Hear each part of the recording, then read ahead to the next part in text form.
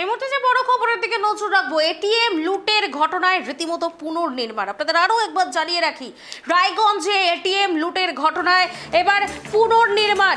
অভিযুক্তদের হেফাজতে নিয়ে তদন্ত। 5 মাস আগের এটিএম লুটের ঘটনার অভিযুক্তদের হেফাজতে নিয়ে এটিএম লুটের ঘটনার রিকনস্ট্রাকশন করলো রায়গঞ্জ থানা। শহরের জেলখানা মোড়ের সেই ঘটনাস্থল এটিএম কাউন্টারের সামনে নিয়ে গিয়ে অভিযুক্তরা কোন দিক থেকে এটিএম কাউন্টারের সামনে পৌঁছেছিল, তখন কতজন ছিল, লুটের সময় কি রঙের গাড়ি ব্যবহার হয়েছে, এমন বহু খুঁটিনাটি তথ্য শুক্রবার এই পুনর্নির্মাণ পর্বে পুলিশ জেনে নেয় অভিযুক্তদের থেকে। বিগত 7ই মার্চ রাতে একযোগে ইটাহার ও রায়গঞ্জের দুটি রাষ্ট্রায়ত্ত ব্যাংকের এটিএম থেকে সর্বমোট নগদ 48 লক্ষ টাকা লুট হয়। জানিয়ে রায়গঞ্জ পুলিশ তদন্তে নেমে সে সময় দুজনকে গ্রেফতারও করে। কিন্তু এটিএম লুট কাণ্ডটির মূল কারিগরদের সে সময় হদিশ পাওয়া যায়নি, যারা এটিএম সংলগ্ন ক্লোজ সার্কিট ক্যামেরায় কালো স্প্রে করা ও গ্যাস কাটার দিয়ে এটিএম এর লকার কেটে ফেলার মতো ঘটনা ঘটিয়ে নগদ লুট করে পালায়। এবার সেই ঘটনায় এটিএম লুটের ঘটনায় পুনর্নির্মাণ, অভিযুক্তদের হেফাজতে নিয়ে তদন্ত।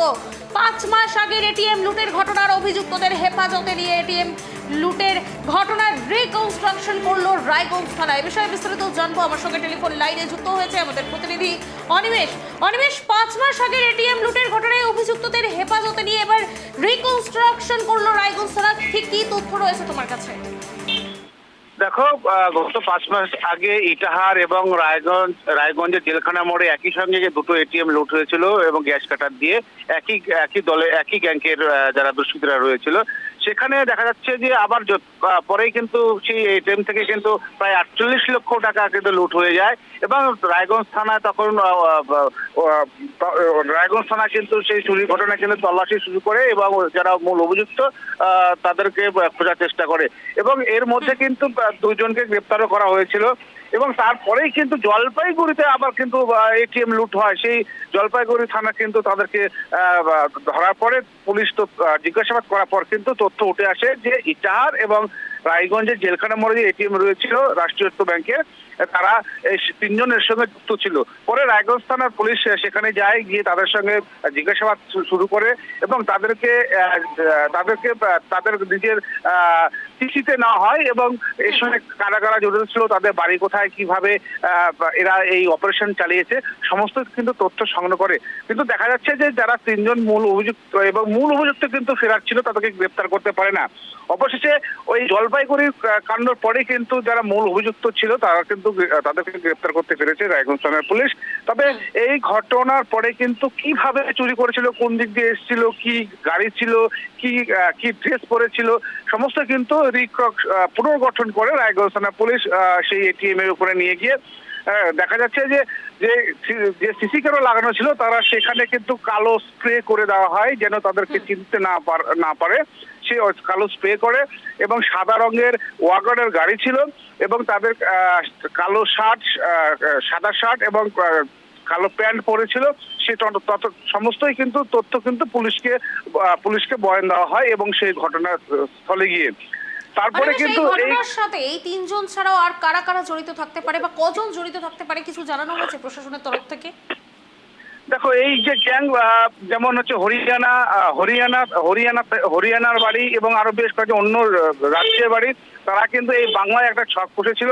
এদের বেশ বড় একটা গ্যাং রয়েছে এই এটিএম লুটের কারণে। কারণ ওই এটিএম লুটে কিন্তু একের পর এক ওই গ্যাস কাটারই ব্যবহার করা হচ্ছে। আমরাও দেখেছি শিলিগুড়িতে পরপর কিন্তু এটিএম লুট এবং এই এটিএম লুটের যে এদের যে বড় গ্যাং রয়েছে, সেই গ্যাংকের খোঁজ শুরু করেছে জেলা পুলিশ। পাশাপাশি যে আরো কারা কারা রয়েছে তাদেরকে জিজ্ঞাসাবাদ রয়েছে এবং তাদেরকে এতে পিসিতে নেওয়া হয়েছে, রিমান্ডে নেওয়া হয়েছে। এখনো কিন্তু তল্লাশি চালিয়ে যাচ্ছে এদের গ্যাংটা কতদূর ছড়িয়ে আছে, টোটালটা কিন্তু পুলিশ ক্যাপচার করার চেষ্টা করা হচ্ছে। তবে তাদেরকে নিয়ে গিয়ে রিস্ট্রিকশন করার পরে আরো তথ্য কিন্তু এবং তারা নিজেরাই বয়ান করছে, সেই বয়ান কিন্তু ক্যামেরায় বন্দি করা হয়েছে। তাদের তদন্তের স্বার্থে আরো জোরদার হবে বলে মনে করছে পুলিশ প্রশাসন। সৌমি। ধন্যবাদ অনিমেষ আমাদের সঙ্গে থাকার জন্য। যেমনটা জানালো আমাদের প্রতিনিধি, 5 মাস আগের এটিএম লুটের ঘটনায় রীতিমতো অভিযুক্তদের হেফাজতে নিয়ে এটিএম লুটের ঘটনার রিকনস্ট্রাকশন করলো ইতিমধ্যেই রায়গঞ্জ থানা শহরে জেলখানা মোড়ে। সেই ঘটনাস্থল এটিএম কাউন্টারের সামনে নিয়ে গিয়ে অভিযুক্তরা কোন দিক থেকে এটিএম কাউন্টারের সামনে পৌঁছেছিল, তখন কতজন ছিল, লুটের সময় কী রঙের গাড়ি ব্যবহার করেছে, এমন বহু খুঁটিনাটি তথ্য শুক্রবার এই পুনর্নির্মাণ পর্বে পুলিশ জেনে নেয় অভিযুক্তদের থেকে। लगाया था कैमरा में स्प्रे लगाया, फिर उसके बाद में सामान लेके गया था अपन सबसे सामान लेके गाड़ी यहाँ पे लगाया था। गाड़ी यही खड़ी गाड़ी इधर से है यही इधर से कि यहाँ पे खड़ी है? क्या गाड़ी था? वरना व्हाइट कलर का। व्हाइट कलर का। अच्छा, फिर वो उतरा, सामान लेके गया सामान लेके गया, फिर मैं गया था अंदर। आप अंदर गया। वो आप कैसा कैसा क्या आपके पहने हुए थे आप? और टी शर्ट टी शर्ट के कलर का कलर या था। आप क्या पहने हुए थे? ये मैं टी शर्ट पहन रखा था, लोअर पहन लोअर पैंट और टी शर्ट। और ये लड़की कहाँ पे था? वो गाड़ी में बैठा हुआ गाड़ी में बैठा हुआ था। और कौन कौन था? और वो मामून था मामून था और काटा अब गैस का लेके काटा। आपने काटा था? आपने काटा। और आपका डब्बा निकाल करके डब्बा निकल के गाड़ी में रखा था। गाड़ी में रखा था। मामून ने रखा था। सबसे ने क्या किया था? सबसे बाहर खड़ा रहा था, तो बटन है तो बटन के बाद सबसे मामून अपन वो डब्बा में